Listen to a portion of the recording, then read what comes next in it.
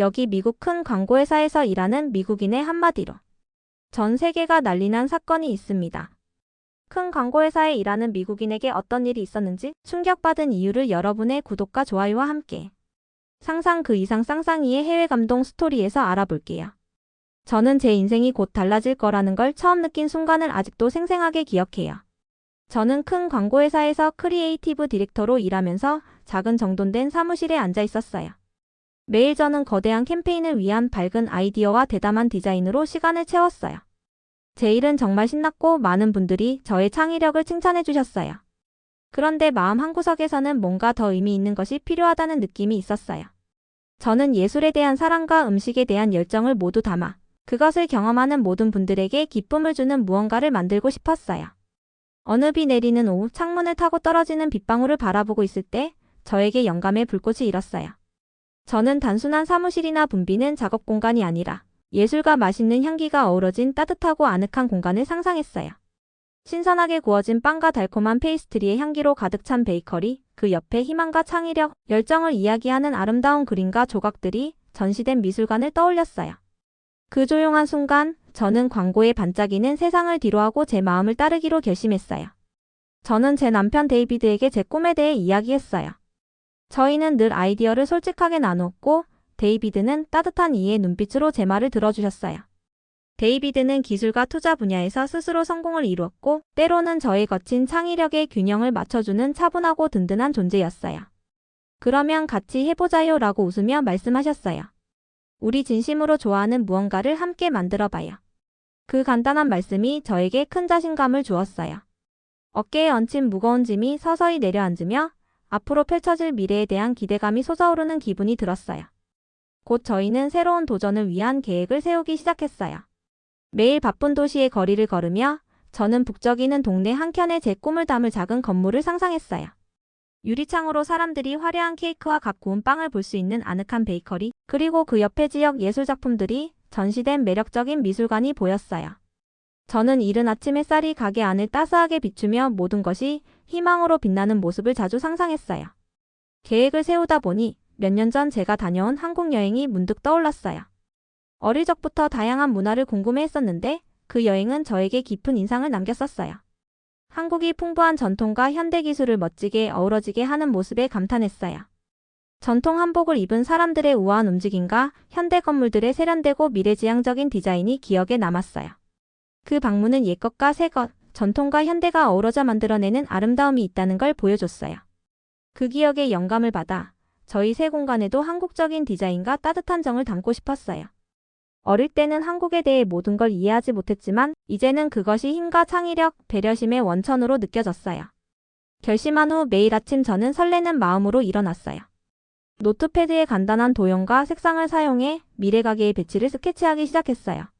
집에 있는 작은 책상에 앉아 연필을 쥐고 테이블이나 카운터, 그리고 지역 예술가들이 작품을 전시할 특별한 공간까지 그렸어요. 종이에 연필이 닿는 감촉과 제 아이디어가 살아 움직이는 소리가 참 좋았어요. 이건 시작일 뿐이야. 곧 미소와 웃음, 빵의 달콤한 향기와 예술의 생동감이 현실이 될 거야 라고 제 스스로에게 자주 말했어요. 하루는 하늘이 맑고 파랗게 빛나며 도시는 에너지로 가득 찬 듯한 날이 있었어요. 데이비드와 저는 작은 카페와 예술 상점들이 늘어선 번화한 거리를 걸었어요. 그러다가 한 아담한 베이커리를 지나칠 때 따뜻한 빵 냄새가 제 심장을 뛰게 했어요. 저는 데이비드에게 이제 거의 맛이 느껴지는 것 같아요. 바삭한 빵과 부드럽고 달콤한 간식의 완벽한 조화가요. 그리고 미술관도 희망과 꿈을 이야기하는 그림들로 가득한 걸 상상할 수 있어요 라고 말했어요. 데이비드는 고개를 끄덕이며 저희 둘은 새로운 미래에 대한 환상에 미소 지었어요. 새로운 일을 시작하는 건 결코 쉬운 일이 아니었어요. 큰 회사의 편안함을 뒤로하고 미지의 세계로 발을 내딛어야 했거든요. 때때로 제가 큰 실수를 하고 있는 건 아닌지 의심도 들었어요. 그러나 미래의 베이커리 스케치 하나하나와 한국에서 만난 따뜻한 미소들을 떠올릴 때마다 점점 힘이 솟았어요. 때로는 불확실한 길을 가더라도 마음을 따르는 것이 가장 용기 있는 일이라는 걸 깨달았어요. 저는 저녁마다 작은 사업을 시작하기 위해 알아봐야 할 것들에 대해 연구했어요. 허가, 지역 공급업체, 그리고 공간을 따뜻하고 아늑하게 꾸미는 최선의 방법까지 공부했어요. 다른 소규모 사업자들에게 조언을 구하고 그들의 이야기를 귀 기울여 들었어요. 기복이 있었던 그들의 경험들은 위대한 여정은 한 걸음의 용기에서 시작된다는 걸 깨닫게 해줬어요. 저는 마치 제 꿈을 현실로 만들기 위해 모험을 감행한 많은 이들의 가족 일원이라는 느낌을 받았어요. 밤이 되어 도시가 고요해지고 저는 창가에 앉아 차 한 잔을 마시며 미래를 상상했어요. 가족이 함께 케이크 한 조각을 나누며 웃고 예술가들이 최신 작품에 대해 이야기하며 친구들이 모여 인생을 축하하는 모습이 눈앞에 그려졌어요. 심지어 한국 예술을 기리는 작은 코너까지 상상했어요. 그 고요한 순간들 속에서 제 마음은 희망과 설렘으로 가득 찼어요. 때로는 다가올 여정에 대해 일기를 쓰며 제 두려움과 꿈, 의심과 기쁨을 모두 기록했어요. 안정된 직장을 떠난 두려움, 모든 걸 혼자 관리해야 한다는 불안함을 적었지만 동시에 베이커리와 미술관을 방문할 사람들의 웃는 얼굴을 생각하면 힘이 솟았어요. 새로운 시작의 약속과 변화를 받아들이는 아름다움을 글로 풀어냈어요. 데이비드와 함께 매일 저녁 꼼꼼히 모든 세부 사항을 계획했어요. 가게에서 틀어놓을 음악, 벽의 색, 그리고 대표 빵의 종류까지도 이야기하며 웃고 때로는 진지하게 토론했어요. 데이비드의 차분함은 때때로 제 충동적인 아이디어를 잘 잡아주었어요. 그의 자신감 덕분에 저희 꿈이 가능할 뿐 아니라 곧 현실로 다가올 거라는 믿음을 갖게 되었어요. 때때로 너무 많은 결정과 불확실함에 압도될 때도 있었어요. 바쁜 인도를 서성이며 지나가는 사람들을 보며 제 선택이 옳았는지 의문이 들기도 했어요. 그러나 곧 저는 모든 위대한 변화가 약간의 불확실함에서 시작된다는 걸 기억했어요.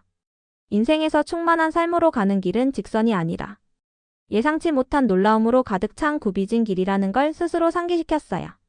한 걸음 한 걸음이 저를 제가 늘 원했던 삶에 한층 더 가까이 이끌어줬어요. 이 글을 읽고 계신 여러분께 모든 구석구석에 이야기가 깃든 한 공간을 상상해 보시라고 초대드려요. 따스한 빵 냄새와 달콤한 페이스트리 맛, 그리고 잔잔한 음악 소리가 배경을 채우는 밝고 경쾌한 방을 그려보세요. 벽에는 상상력을 불러일으키고 여러분에게 꿈을 꾸게 하는 예술 작품들이 걸려 있어요. 이 공간은 단순한 건물이 아니라 희망의 상징이며 새로운 시작의 약속이고 때로는 익숙한 것을 떠나야 진짜 소명을 찾을 수 있다는 걸 일깨워주는 곳이에요. 저는 옛 직장을 떠나 베이커리와 미술관을 시작하는 첫 용기 있는 발걸음을 내디딘 후 인생이 훨씬 바빠질 거라는 걸 금방 깨달았어요. 남편 데이비드와 저는 새로운 사업을 꾸리느라 열심히 일했지만 가장 중요한 건 언제나 저희의 소중한 아이였어요. 아이는 따뜻한 보살핌과 끊임없는 관심이 필요했어요. 데이비드와 제가 새 사업에 집중하는 동안 저희 아이를 돌봐줄 특별한 분이 필요하다는 걸 절실하게 느꼈어요. 그래서 저는 올바른 도우미를 찾기 시작했을 때 설렘과 약간의 불안이 함께 밀려왔어요. 처음 데이비드와 아이 돌봄에 대한 필요성을 논의하기 위해 앉았던 기억이 나요. 저희는 아늑한 작은 거실에 앉아 있었고 부드러운 램프 불빛이 모든 걸 따스하게 만들어 주었어요. 저는 데이비드, 우리 베이커리와 미술관 준비로 일이 많지만 우리 아이는 매일 따뜻하게 보살펴줄 분이 필요해요. 다정하고 믿을 만한 분을 꼭 찾아야 해요. 라고 말씀드렸어요. 데이비드는 고개를 끄덕이며 저희가 함께라면 어떤 문제도 해결할 수 있다는 차분한 목소리로 저를 안심시켜 주셨어요. 저는 먼저 주변 사람들에게 문의하기 시작했어요. 아이 돌봄 경험이 있는 친구와 이웃들에게 전화를 걸었고 집 근처의 커뮤니티 센터를 방문해 지역 광고 게시판을 살펴보기도 했어요. 몇몇 이름과 전화번호를 적어두고 가능한 모든 분들과 이야기를 나누기로 결심했어요. 또 믿을 수 있는 베이비 케어 제공자를 찾기 위해 온라인 검색도 했어요. 모든 대화와 제안들이 완벽한 분이 분명 어딘가 계시리라는 희망을 주었어요. 며칠 후 절친한 친구에게서 한 메시지를 받았어요. 저기 혹시 당신께 딱 맞는 분을 알아요.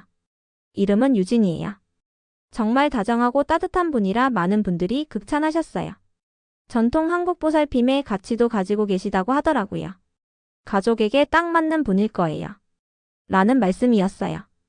저는 설렘을 느꼈어요. 저는 늘 한국의 다정함과 섬세한 정을 담은 이야기에 감탄해왔거든요. 비록 어릴 때는 한국에 대해 많이 알지 못했지만 이제는 그 가치를 배우고 받아들일 준비가 되어 있었어요. 저는 친구가 알려준 번호로 바로 전화를 걸었어요. 심장이 두근거리면서 저희 집에서 만남을 약속했어요. 제가 정말로 유진님이 저희가 필요로 하는 다정한 도우미인지 직접 보고 싶었거든요.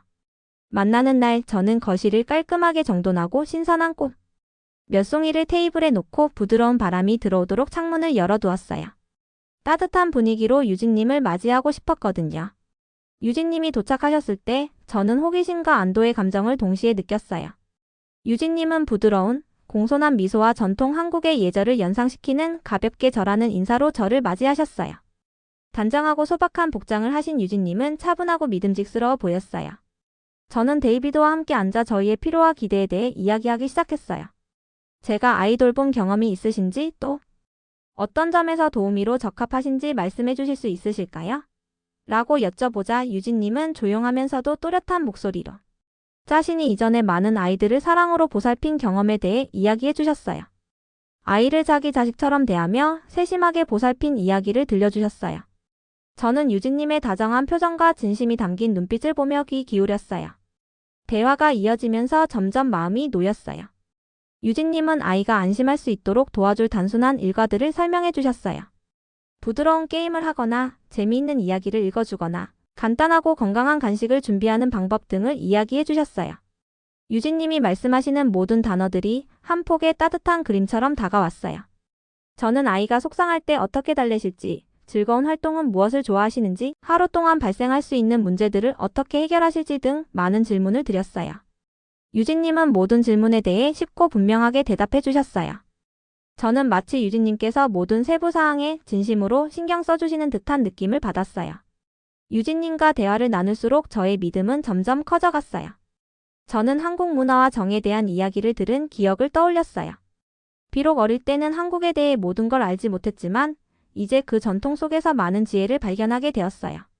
유진님의 다정하고 공손한 태도에서 가족과 신뢰의 중요성을 느낄 수 있었어요. 그 순간 저희 가족의 아이를 사랑과 헌신으로 보살펴 주실 분을 찾았다는 희망을 품었어요. 첫 만남 이후 저는 유진님께 다음날 다시 오셔서 저희 아이와 함께 시간을 보내보실 수 있으신지 여쭤보았어요. 직접 뵙고 아이와의 상호작용을 보고 싶었거든요. 다음날 아침 창문으로 부드럽게 쏟아지는 햇살 속에 유진님께서 다시 오셨어요.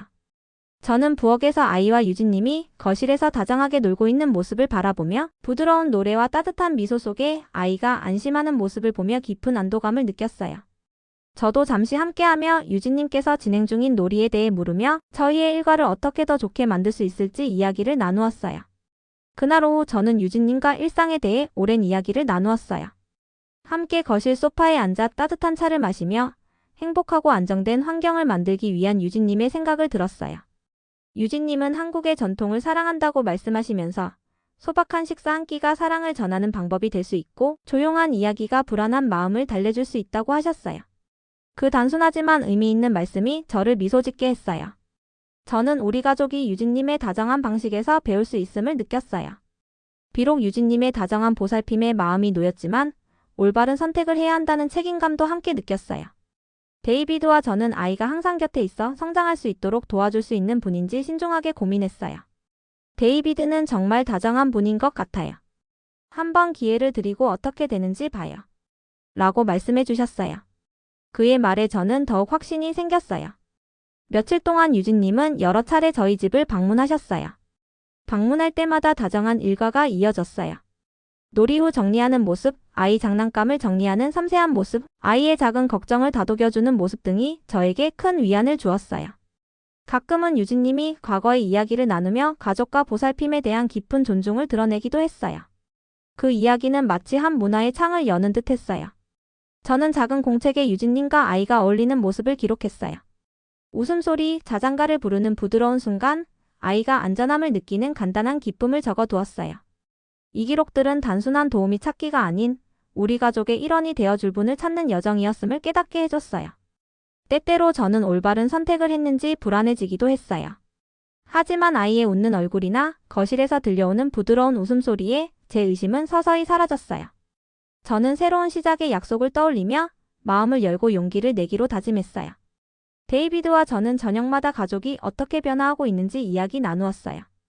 작은 부엌 테이블에 앉아 부드러운 저녁 햇살 아래서 서로의 마음을 나누며 모든 일이 우리에게 큰 의미로 다가오고 있어요. 라고 서로 격려했어요. 그 말씀이 제게 작은 힘이 되었어요. 이처럼 다정한 도우미를 찾는 여정은 단순히 아이를 돌보는 사람을 찾는 것이 아니라 서로의 짐을 나누고 마음을 열며 신뢰를 쌓아가는 여정임을 깨달았어요. 저는 아이를 돌보며 동시에 제 자신도 성장해 나가고 있음을 느꼈어요. 이긴 날들이 끝날 무렵 저는 유진님을 만난 것에 대해 깊은 감사함을 느꼈어요. 우리 가족이 한 걸음씩 치유되고 강해지고 있는 것을 느꼈어요. 비록 아직 불안한 순간들도 있었지만 긍정적인 변화에 마음이 열리기 시작했어요. 저희 집이 사랑과 신뢰가 피어나는 공간으로 서서히 바뀌고 있다는 느낌이 들었어요. 이 글을 읽고 계신 여러분께 모든 만남과 작은 미소가 얼마나 소중한지 기억해 주시길 바라요. 저는 이번 도우미 찾기가 단순한 역할 충원이 아니라 우리 가족을 위한 신뢰의 다리를 놓는 중요한 여정이었다고 믿어요. 저는 제 마음이 산산조각이 난 날을 결코 잊지 못할 거예요. 그날 아침 커튼 사이로 부드럽게 스며드는 빛과 함께 평소처럼 시작되었어요. 저는 유진님의 보살핌에 점점 익숙해지며 아이를 마치 제 아이처럼 믿고 있었어요. 그런데 그 믿음이 가장 고통스럽게 무너질 날이 다가오고 있었어요. 한적한 오후 저는 업무 중에도 아이를 확인하기 위해 설치해둔 집안 카메라를 확인하려고 했어요. 제가 이걸 하는 이유는 유진님을 믿지 않아서가 아니라 바쁜 부모로서 항상 걱정이 앞서기 때문이었어요. 저는 작은 거실에 앉아 노트북과 식혀진 차 한 잔을 옆에 두고 영상 피드를 클릭했어요. 처음에는 모든 것이 평온해 보였어요. 거실은 고요했고 아이는 조용히 장난감을 가지고 놀고 있었어요. 그런데 갑자기 한쪽 구석에서 뭔가가 눈에 띄었어요. 영상의 한 구석에서 유진님께서 아이가 있는 곳과 멀리 떨어진 곳에 앉아 계신 모습이 보였어요. 유진님은 아이와 함께 놀거나 이야기를 읽어주는 대신 푹신한 의자에 몸을 기댄 채 텔레비전 화면에 완전히 몰입해 계셨어요. 저는 영상 클립을 다시 재생해 봤는데 분명 제가 본 게 맞았어요. 유진님께서는 부드럽게 노래를 부르거나 아이에게 말을 건네지 않고 텔레비전 프로그램에 푹 빠져 계셨어요. 제 가슴속에 답답한 느낌이 엄습했어요.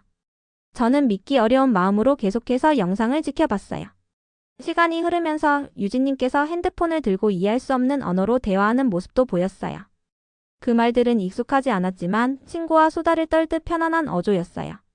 몇 분 전만 해도 즐겁게 놀고 있던 우리 아이는 이제 혼란스러워 보이며 외로워 보였어요.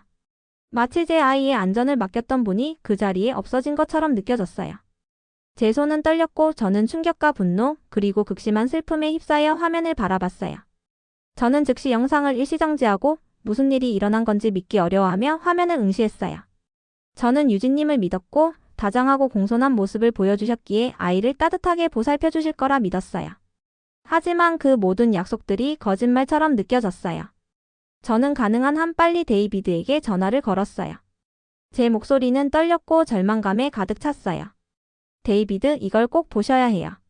방금 영상을 봤는데 유진님께서 아이를 전혀 돌보고 계시지 않으셨어요. 라고 말하며 말문이 막혔어요. 데이비드의 차분한 목소리가 제 마음을 달래주려 했지만 그의 목소리에서도 두려움과 슬픔이 느껴졌어요. 저희는 증거를 더 모으기로 했고 저는 영상 클립을 여러 번 재생하며 슬픔이 더욱 깊어지는 것을 느꼈어요. 영상 한 번 한 번이 제 눈에 잊혀지지 않을 듯 새겨졌어요. 유진님께서 텔레비전을 보고 웃고 계시는 모습, 아이가 혼란스러워 눈물을 머금은 모습이 잊혀지지 않았어요. 그 순간 저는 완전히 배신당한 느낌을 받았어요. 저는 제 아이의 안전을 위해 모든 믿음과 희망 그리고 돌봄을 맡겼는데 이제는 배신감에 찬 마음뿐이었어요.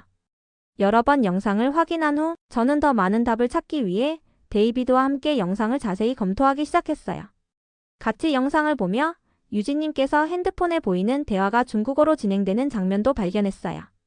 저는 유진님께서 한국 전통을 존중한다고 들었기에 이 사실이 모든 것을 의심하게 만들었어요. 유진님께서 제게 진실을 모두 말씀해 주신 적이 있었을까요? 땅이 무너지는 듯한 느낌에 모든 것을 의심하게 되었어요. 그날 오후 내내 저는 충격과 불신 속에 머물렀어요. 왜 유진님께서 이런 행동을 하셨을지 이해할 수 없었어요. 한 번의 실수였을까요? 아니면 반복된 태만이었을까요? 유진님과 함께했던 다정한 순간들, 따스한 일상들이 모두 의심스러워졌어요. 정말 다정하고 배려 깊으셨던 분이 어떻게 이렇게 우리를 배신할 수 있을까요? 저녁이 되어 저는 조용한 방에 홀로 앉아 냉장고의 부드러운 소리만 들리며 그날의 모든 사건들을 되새겼어요. 아직도 머릿속에는 그 영상의 장면들, 텔레비전 화면, 멀리 앉으신 유진님, 그리고 혼란스러운 우리 아이의 모습이 선명하게 남아있었어요. 저는 제 마음속 깊은 곳에서 상실감에 잠겼어요. 제 아이를 보살펴줄 분에게 모든 신뢰를 주었는데 그 믿음이 한순간에 무너진 느낌이었어요. 저는 유진님께 직접 이 사실을 물어보기로 결심했어요. 다음날 아침, 떨리는 손과 두근거리는 마음을 안고 유진님을 집으로 초대하여 대화를 나누었어요. 꼭 설명을 듣고 싶었어요. 문을 열고 유진님을 맞이했을 때 평소의 차분한 모습이 제 불안을 달래주지 못했어요. 저는 유진님 눈을 바라보며 후회나 미안함의 표시를 찾으려 했지만 불확실한 표정만 보였어요. 유진님, 제가 부드럽게 그러나 단호하게 말씀드렸어요. 어제 영상에서 유진님께서 아이와 떨어져 텔레비전을 보시고 핸드폰으로 통화하시는 모습을 봤어요. 그 상황에 대해 설명해 주실 수 있으실까요? 제 목소리는 약간 떨렸지만 감정을 최대한 억누르며 말했어요.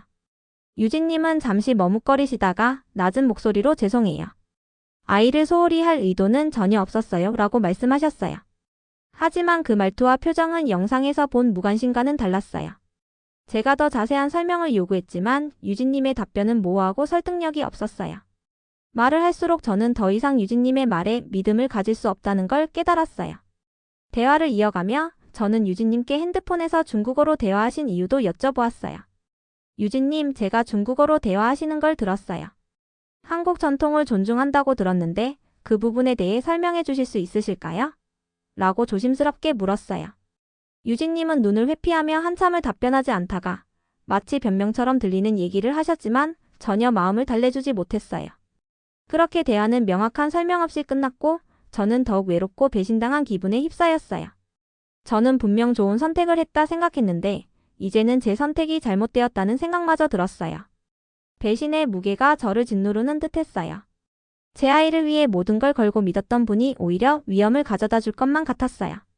그날 남은 시간 내내 저는 깊은 슬픔에 잠겼어요. 반복되는 영상 속 우리 아이의 혼란스러운 눈빛이 머릿속에서 떠나지 않았어요. 제가 어떻게 이렇게 눈이 멀어진 건지 누구에게 속았는지 끊임없이 되뇌었어요. 밤이 되어 침대에 누워 어둠 속에서 그날의 기억을 되새기며 저는 깊은 외로움과 책임감을 느꼈어요. 아이를 지켜야 한다는 생각에 배신의 상처를 딛고 앞으로 나아가야 한다는 결심을 하게 되었어요. 다음날 아침 저는 데이비드와 모든 사실을 솔직하게 나누었어요. 제가 본 영상과 느낀 고통에 대해 차분하게 말씀드렸어요. 데이비드는 깊은 공감과 걱정 가득한 눈빛으로 저를 바라보며 우리는 그녀를 믿었는데 이제 무엇을 해야 할지 생각해봐야 해요. 우리 아이에게 가장 좋은 보살핌이 필요해요. 라고 말씀해 주셨어요. 그 말씀이 제 마음에 작은 위로가 되었어요. 저희는 함께 유진님과의 약속을 당장 종료하기로 결정했어요. 그것은 마치 패배를 인정하는 듯한 어려운 결정이었지만 계속해서 유진님께 맡기는 건 우리 아이를 위험에 빠뜨릴 뿐이라는 걸 알았기 때문이에요. 그 결정은 제게 엄청난 전환점이었어요.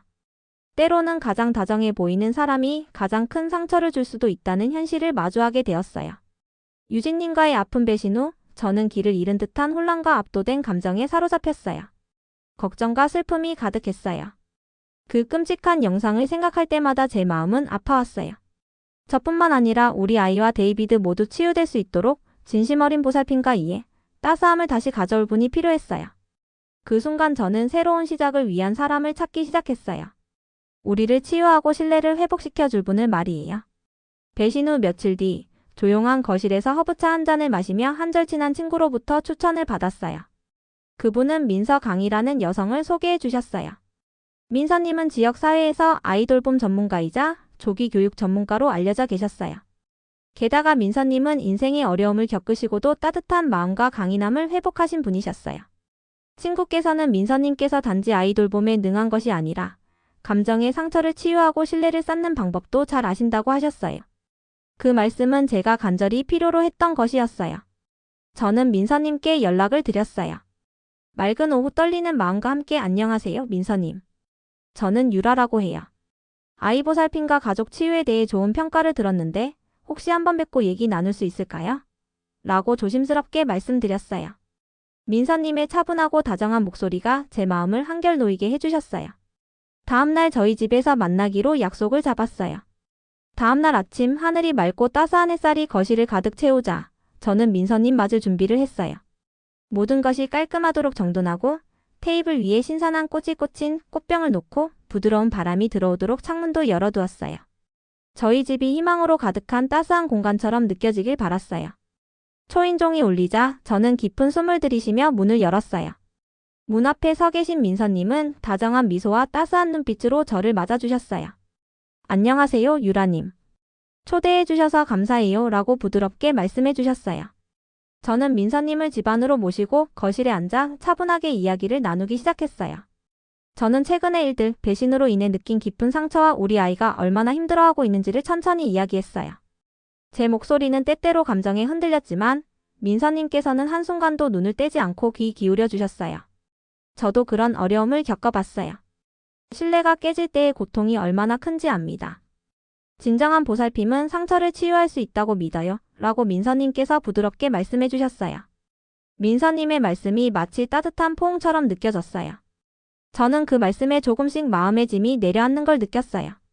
민서님은 자신이 젊은 시절 겪었던 어려움과 실망의 경험들을 나누며 그 경험들이 결국은 자신에게 배려심과 인내의 가치를 가르쳐 주었다고 하셨어요. 때때로 고통을 느끼는 것도 괜찮아요. 그 후에 치유가 시작되어야 하거든요. 진정한 보살핌은 이에서 나오고 매일매일이 잃어버린 것을 다시 쌓아올릴 기회가 될 수 있어요. 라고 말씀하셨죠. 민서님의 차분한 자신감이 제게 큰 위안이 되었어요. 치유는 하루아침에 이루어지는 것이 아니라 한 걸음씩 나아가는 여정임을 깨달았어요. 민서님은 우리 가족이 따뜻한 환경을 만들어갈 수 있는 간단한 방법들을 소개해 주셨어요. 규칙적인 일상, 부드러운 소통, 그리고 무엇보다 함께 보내는 소중한 시간이 그 시작이라고 하셨어요. 아이와 함께 보내는 매 순간은 사랑을 보여줄 수 있는 기회예요. 작은 일상 속에서도 책을 읽어주거나 부드러운 게임을 하면서 상처가 조금씩 치유될 수 있어요. 라고 민서님께서 따뜻하게 말씀하셨어요. 저는 민서님의 한마디 한마디에 귀 기울이며 치유가 가능하다는 믿음을 조금씩 얻기 시작했어요. 민서님은 매일 가족이 함께하는 특별한 시간을 정해보는 것을 제안하셨어요. 예를 들어 매일 저녁 작은 테이블에 둘러앉아 간단하게 간식을 나누고 오늘 있었던 일을 이야기하며 웃을 수 있어요. 대단할 필요는 없어요. 그저 사랑을 다시 느낄 수 있는 시간이면 돼요. 라고 하셨죠. 저는 그 말을 들으며 아이가 웃음을 터뜨리고 데이비드께서 저희의 모습을 흐뭇하게 바라보는 모습을 상상했어요. 그 밝은 이미지에 희망이 솟구쳤어요. 과거의 아픔이 깊게 남아있었지만 앞으로 가족의 따스함과 신뢰를 다시 회복할 수 있다는 믿음이 생겼어요. 민서님은 또한 스트레스를 받은 아이의 마음을 달래줄 간단한 방법들도 소개해 주셨어요. 아이에게 불안함이 느껴진다면 부드러운 자장가나 조용한 이야기가 큰 도움이 될 거예요. 부드러운 말 한마디와 다정한 터치, 그리고 무엇보다 당신의 따뜻한 존재가 아이에게는 가장 큰 선물이 될 거예요. 라고 하셨어요. 저는 민서님의 말씀을 마음 깊이 새기며 우리 아이에게 그 따스함을 전해주기로 다짐했어요. 며칠 몇 주가 지나면서 민서님은 저희 일상에 점차 스며들기 시작했어요. 첫 며칠은 관찰에 집중하시며 저희 가족의 일상과 아이의 반응을 살펴보셨어요. 저는 민서님과 함께 낡은 소파에 앉아 우리 집을 더 편안하게 만들 방법에 대해 이야기 나누었어요. 가구 배치를 바꿔 아이의 놀이 공간을 가족 공간과 더 가깝게 두고 잔잔한 배경음악과 알록달록한 쿠션들을 거실에 추가하는 등의 작은 변화들이 저희 집을 따스하게 만들어 주었어요. 어느 오후 민서님께서 바닥에 앉아 조용하던 아이와 함께 시간을 보내시는 모습을 보았어요. 민서님은 작은 그림책을 들고 다정한 목소리로 도전하는 작은 새가 어려움을 극복하고 날아오르는 이야기를 읽어주셨어요. 아이의 눈빛이 점점 밝아지는 것을 보며 저는 마치 그 이야기가 우리 모두가 두려움을 이겨내고 다시 날아오를 수 있다는 메시지를 주는 듯한 느낌을 받았어요. 제 눈가에 희망의 눈물이 고였지만 그 눈물은 슬픔이 아니라 다가올 밝은 미래에 대한 감사의 눈물이었어요. 데이비드와 저희는 집안 곳곳에서 작은 변화를 느끼기 시작했어요. 아이는 점점 더 웃음을 짓기 시작했고 집안의 분위기는 한층 가벼워졌어요. 저와 데이비드는 저녁 식탁에서 서로 조용히 미소를 나누며 어쩌면 그 모든 아픔을 딛고 서로에게 다가가고 있다는 것을 느꼈어요. 민서님의 존재는 마치 상처받은 마음에 닿는 치유의 손길 같았어요. 어느 저녁 저는 민서님께 어떻게 이렇게 깊이 보살필 수 있게 되셨는지 여쭤봐도 될까요? 많은 상처 속에서도 이렇게 다정하게 돌보실 수 있는 비결이 무엇일까요? 라고 물었어요. 민서님은 다정하게 웃으며 모든 사람은 자기만의 이야기를 가지고 있어요. 저도 어려움 속에서 많은 상처를 겪었지만 그 아픔을 사랑으로 승화시킬 수 있다는 걸 배웠어요. 진정한 보살핌은 모든 상처가 치유될 수 있다는 믿음에서 나오는 거예요. 라고 대답해 주셨어요. 그 말씀은 제 마음 깊숙이 와닿았어요. 저는 이번 치유의 여정이 단지 우리 아이를 위한 것이 아니라 저 자신을 위한 것이기도 하다는 것을 깨달았어요. 민서님은 저희 가족이 서로의 감정을 나눌 수 있도록 가족 회의를 제안하셨어요. 첫 가족 회의 때 저와 데이비드, 그리고 아이답게 간단하게 참여하면서 모두가 오늘 하루의 이야기를 나누었어요. 제 걱정과 희망을 털어놓자 점차 소통의 힘이 우리를 더욱 가깝게 만들어주는 것을 느꼈어요. 어느 날 작은 가족 모임 후에 정리하면서 저는 지난 변화들을 떠올리며 미소 지었어요. 한때 슬픔이 가득했던 집안이 이제는 웃음과 다정한 대화로 가득 차고 있었어요. 민서님의 조언처럼 작은 일상이 모여 집안을 따뜻하게 만들고 매일매일이 신뢰를 다시 쌓아가는 기회가 되었어요. 가끔은 아직도 배신의 기억이 마음을 무겁게 할 때가 있었어요. 그런 순간마다 저는 민서님의 차분한 목소리를 떠올리며 한 걸음씩 앞으로 나아갈 용기를 얻었어요. 저는 저 자신을 용서하고 지나간 상처를 딛고 다시 사랑을 받아들일 준비를 하기로 했어요. 이제 시간이 지나면서 우리 가족은 진정으로 변화하고 있었어요. 민서님의 보살핌 덕분에 아이는 다시 안전함과 사랑을 느끼게 되었고 저 역시 제 자신을 다시 찾아가고 있었어요. 과거의 아픔은 여전히 남아있었지만 점차 밝은 미래가 우리를 감싸기 시작했어요. 집안 곳곳에서 따스한 빛이 퍼져나가는 것을 느꼈어요. 제가 글을 쓰며 창밖을 바라볼 때 민서님의 매일매일은 다시 시작할 기회예요. 마음을 열고 사랑을 받아들이세요 라는 따뜻한 말씀이 귓가에 맴돌았어요. 저는 그 말씀에 미소 지으며 과거의 어둠이 서서히 희망의 빛으로 대체되고 있음을 느꼈어요. 치유의 여정은 아직 끝나지 않았지만 진정한 보살핌과 인내, 다정한 마음으로 우리는 깊은 상처도 극복할 수 있다는 믿음을 갖게 되었어요. 저는 어릴 적부터 한국에 대해 부정적인 이야기를 많이 들었어요. 가족과 친구들이 한국은 구시대적이고 다른 나라에 비해 발전되지 않았다고 자주 말씀하셨어요. 오랫동안 저는 그 말씀이 의심 없이 사실이라고 믿었어요. 저는 승무원으로 일하며 여러 곳을 다녔지만 한국은 별로 가보고 싶지 않은 나라라고 생각했어요. 한국은 기술이나 아이디어 면에서 뒤처진 곳이라고 여겼고 가는 것 자체가 조금 불안하게 느껴졌어요. 그러던 어느 날 상사께서 거절할 수 없는 과제를 주셨어요. 이제 저는 여행 칼럼니스트가 되었고 현대 한국에 관한 이야기를 써달라는 부탁을 받았어요. 처음에는 긴장이 많이 되었어요. 어릴 적 듣던 옛날 이야기가 사실일까 의심스러웠어요. 무엇을 기대해야 할지 몰랐어요. 비행기에 오를 때 제 심장은 두근거렸고 이번 여행이 제 생각을 완전히 바꿔놓을 수 있을지 궁금했어요. 저는 인천국제공항에 착륙하는 순간을 아직도 생생히 기억해요. 비행기에서 내리자마자 공항의 밝음과 현대적인 모습에 놀랐어요. 공항은 넓고 반짝이는 디지털 스크린과 친절하게 짐을 도와주는 로봇들이 있었어요. 바닥은 깨끗하고 모든 것이 정돈되고 효율적으로 보였어요. 저는 그동안 들었던 부정적인 이야기가 모두 틀렸던 건 아닌지 호기심과 놀라움이 한꺼번에 밀려왔어요. 터미널을 걸으면서 저는 많은 사람들이 서로 웃으며 인사를 나누는 모습을 보았어요. 공기의 신선함과 건물의 현대적인 디자인이 저를 환영하는 느낌을 주었어요. 터치스크린으로 간편하게 체크인하는 키오스크, 심지어 간식과 음료를 로봇이 배달하는 작은 공간까지 보았어요. 정말 대단해요. 라는 생각이 들었어요. 효율성과 첨단 기술에 눈이 휘둥그레졌고 혹시 한국의 다른 곳도 이와 같을까 상상하게 되었어요.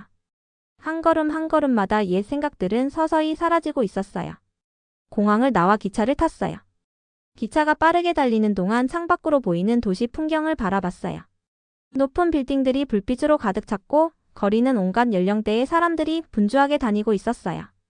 고풍스러운 사찰이 유리빛 마천루 옆에 자리 잡은 모습이 참 아름다웠어요. 저는 예전에는 한국을 과거에 머무른 나라라고 상상했었는데 지금은 미래의 단면을 보여주고 있는 것 같았어요.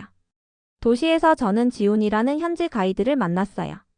지훈님은 다정하고 저에게 여러 곳을 보여주고 싶어 하셨어요. 지훈님은 분주한 시장의 다채로운 가판대부터 가족들이 모여있는 조용한 공원까지 다양한 곳을 안내해 주셨어요. 어느 아침 지훈님께서 한옥이라는 전통 한옥집을 보여주셨어요. 내부에는 아름다운 나무 가구와 우아한 한지창, 그리고 그 집에 사는 사람들이 담아낸 세심한 정성이 느껴졌어요. 지훈님은 한옥이 자연과 전통에 대한 존경심으로 지어졌다고 설명해 주셨어요. 저는 집중해서 듣다가 옛것도 현대만큼 의미 있을 수 있다는 것을 느끼기 시작했어요. 그날 오후 지훈님께서 저를 유명한 식당으로 모셔다 주셨어요. 그곳에서는 놀랍게도 로봇이 테이블까지 음식을 배달해 주었어요. 저는 작은 로봇이 한 그릇에 뜨거운 국수를 가져다 주는 모습을 보며 감탄했어요. 그 식당은 현대기술과 전통 한식이 어우러진 곳이었어요. 저는 국수를 한 입 먹었는데 그 맛은 풍부하고 따스해서 음식이 사람들을 하나로 모으는 힘을 느끼게 해주었어요. 여행 내내 저는 여러 미술관과 문화센터를 방문했어요. 한 미술관에서는 한국의 과거와 현재를 이야기하는 그림과 조각들이 전시되어 있었어요. 전통 기법과 대담한 현대적 스타일이 어우러진 작품들이 희망과 사랑 그리고 혁신에 대해 이야기하는 것 같았어요. 저는 예술가 몇 분과도 이야기를 나눌 기회를 가졌는데 그분들은 한국이 역사와 현대 아이디어가 만나 아름다운 무언가를 창조해낼 수 있음을 전하고 싶어 하셨어요. 한국에서의 매일매일이 놀라움의 연속이었어요. 한 저녁 북적이는 야시장을 방문했을 때 웃음소리와 음악, 그리고 다정한 대화가 가득한 시장의 분위기에 저도 모르게 이끌렸어요. 맛있는 길거리 음식 냄새가 공기를 가득 채웠고 저는 그 향을 따라가며 매콤한 떡볶이와 달콤한 호떡을 맛보았어요. 단순히 음식을 파는 것이 아니라 문화의 한 조각을 열정적으로 나누고 계신 분들이 계셨던 거예요. 한 입 한 입 맛보며 제 마음도 조금씩 열리는 것을 느꼈어요. 또한 현지인들과 대화하는 시간도 가졌어요. 한 작은 카페에서 한 할머니와 앉아 옛 추억을 이야기 나누었어요. 할머니께서는 옛날 한국의 단순했던 시절과 지금까지도 변치 않는 가족과 존경의 가치를 자랑스럽게 이야기해 주셨어요. 할머니의 다정한 말씀이 제 마음을 따뜻하게 감싸주었어요. 저는 그때 깨달았어요. 한국은 제가 어릴 적에 들었던 이야기와는 달리 깊은 전통과 따뜻한 배려, 그리고 지속적인 변화가 있는 나라였다는 것을요. 저는 여행 내내 매일 밤 여행 일기에 모든 감정과 놀라운 순간들을 기록했어요. 예전에는 한국을 구시대적인 나라로만 생각했지만 이제는 풍부한 문화유산과 혁신적인 미래를 가진 활기찬 나라로 보였어요. 아름다운 풍경, 친절한 사람들, 전통과 첨단이 어우러진 모습을 하나하나 기록하며 제 마음의 변화를 느꼈어요. 때때로 한국의 아름다움과 에너지에 압도되어 한참 감동받았던 순간들이 있었어요. 어느 날 현대식 건물의 큰 창가에 서서 도시를 내려다보던 순간 노을이 지며 따스한 빛이 높은 건물과 분주한 거리를 감싸는 모습을 보며 깊은 연결감을 느꼈어요. 저는 그때 제 자신이 한국에 대해 오해하고 있었다는 것을 깨달았어요. 이제 저는 한국을 희망과 발전의 나라로 보게 되었어요. 한국의 역사와 문화를 더 배우고 싶다는 강한 열망이 솟구쳤어요. 여행이 끝날 무렵 제 생각은 완전히 바뀌었어요. 저는 새로운 추억과 친구, 그리고 신선한 시각을 가지고 집으로 돌아왔어요. 옛 부정적인 생각들이 단지 오래된 이야기였다는 걸 깨달았고 한국은 가족, 전통, 미래에 대해 깊은 애정을 가진 생기 있는 나라였어요. 이제 제가 제 여행 이야기를 쓰며 여러분께 전하고 싶은 것은 첫인상에 너무 매몰되지 말라는 거예요. 혹시 누군가나 어떤 장소에 대해 불안함이 느껴진다면 직접 경험하고 질문해 보시라고 권하고 싶어요. 여러분이 찾게 될 새로운 모습에 놀라실 거예요. 저의 한국 여행은 단순한 풍경의 변화가 아니라 마음과 생각의 여정이었어요. 열린 마음으로 받아들여야 한다는 것, 그리고 각 나라마다 고유한 이야기가 있다는 걸 깨달았어요. 전통은 소중히 지키면서도 새로운 아이디어를 받아들일 수 있다는 것, 그리고 서로를 돌보는 배려는 국경을 초월한 가치라는 것을 배웠어요. 한국은 저에게 변화와 친절이 함께하는 끝없는 가능성의 땅으로 다가왔어요. 저는 그 경험을 통해 사랑, 수용, 그리고 새로운 시작의 힘을 배우게 되었어요. 밝고 희망찬 아침, 아늑한 거실에 앉아 저는 지난 모든 일을 되돌아보게 되었어요. 마치 어제만 같았던 고통과 의심의 시간들이 이제는 한참 전 일처럼 느껴졌어요. 지금 제 주변을 둘러보면 집안 곳곳과 우리 마음속에 작은 변화들이 생겨났고 저는 깊은 평화와 희망을 느낄 수 있었어요. 오늘 저는 긴 상처와 치유, 그리고 새로운 시작의 여정을 지나 함께 하나 된 우리 가족의 이야기를 여러분께 전하고 싶어요. 배신의 아픔 이후 저희 세상이 무너진 듯 느껴졌어요. 긴 밤에 잠 못 이루는 시간, 끊임없이 되풀이되는 그 끔찍한 영상, 그리고 우리 아이에 대한 끊임없는 걱정 속에 매일이 무거웠어요. 하지만 천천히 한 걸음씩 변화가 찾아왔어요. 데이비드와 함께 그리고 민서님의 따스한 보살핌 덕분에 우리 삶은 새로운 리듬을 찾아가기 시작했어요. 어느 맑은 오후 데이비드와 저는 작은 부엌 테이블에 앉아 있었어요. 창밖으로 따스한 햇살이 쏟아지고 아이는 배경에서 즐겁게 놀고 있었어요. 데이비드께서 제 손을 잡으며 유라, 우리가 이렇게 많이 이뤄냈어요. 아이의 미소와 집안에 가득한 사랑을 보니 우리 모두 조금씩 치유되고 있는 것 같아요. 라고 말씀해 주셨어요. 그 말씀이 제게 조용한 힘이 되었어요. 그 순간 저는 과거의 아픔이 조금씩 신뢰와 희망으로 대체되고 있음을 느꼈어요. 민서님은 우리 삶의 진정한 축복이 되어주셨어요. 민서님의 소박한 조언과 따뜻한 존재감이 우리 가족의 일상을 다시 세우는 데 큰 도움이 되었어요. 민서님께서 우리와 함께 앉아 이야기하며 동화 한 편을 읽어주시고 부드러운 자장가를 불러주시니 아이는 편안해졌고 데이비드와 저도 그 따스한 기운에 함께 안심할 수 있었어요. 민서님은 작은 다정한 행동들이 상처받은 마음을 치유하는 데 얼마나 큰 힘이 있는지를 알려주셨어요. 저희 집도 조금씩 변하기 시작했어요. 거실을 가족이 함께 시간을 보낼 수 있도록 재배치하고 벽에 알록달록한 그림들을 걸며 작은 그림책들이 가득한 선반을 마련했어요. 그런 소소한 변화들이 집안을 더 밝고 따뜻하게 만들어 주었어요. 아이의 웃음소리와 데이비드의 부드러운 웃음이 들릴 때마다 저는 희망이 살아있음을 느꼈어요.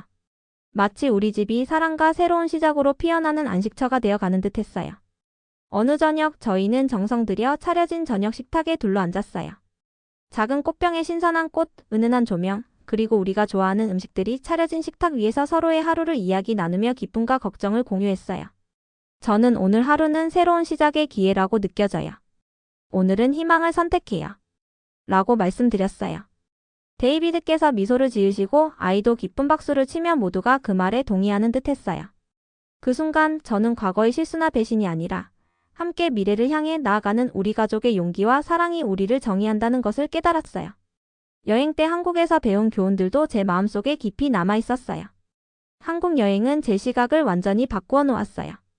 번화한 거리, 낯선 이들의 따뜻한 미소, 그리고 전통과 현대가 완벽하게 어우러진 모습들은 저에게 깊은 인상을 남겼어요.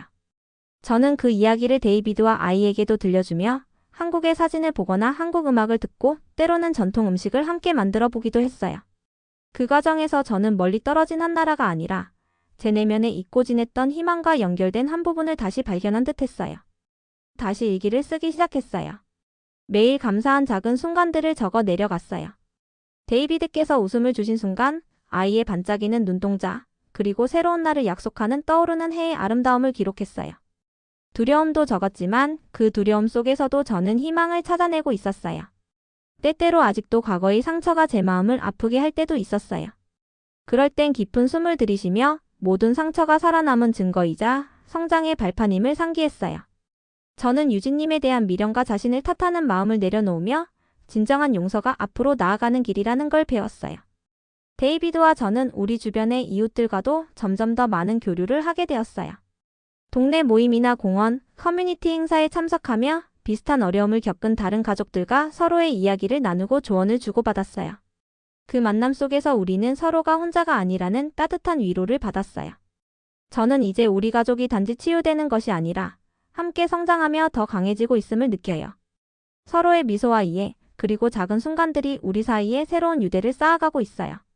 저는 희망의 따스한 빛이 우리 집 구석구석에 퍼져나가는 것을 느끼며 앞으로 우리가 함께 만들어갈 미래를 믿게 되었어요.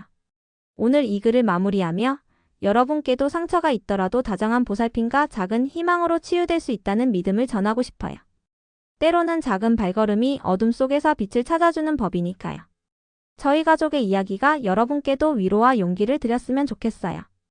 이상으로 제 인생의 새로운 시작과 다정한 도우미를 찾아 함께 걸어온 치유의 여정, 그리고 한국에서 배운 새로운 이해를 담은 저의 이야기를 전해드렸어요. 모두가 각자의 상처와 아픔을 딛고 따스한 사랑과 희망으로 나아갈 수 있기를 진심으로 바라며 이 이야기를 여러분과 공유해 보았어요. 오늘의 사연이 마음에 드셨다면 여러분의 관심, 구독과 좋아요, 알람 설정까지 해주시면 영상 제작에 정말로 큰 도움이 될 것 같습니다. 끝까지 시청해주신 여러분들께 감사의 인사를 올립니다. 감사합니다.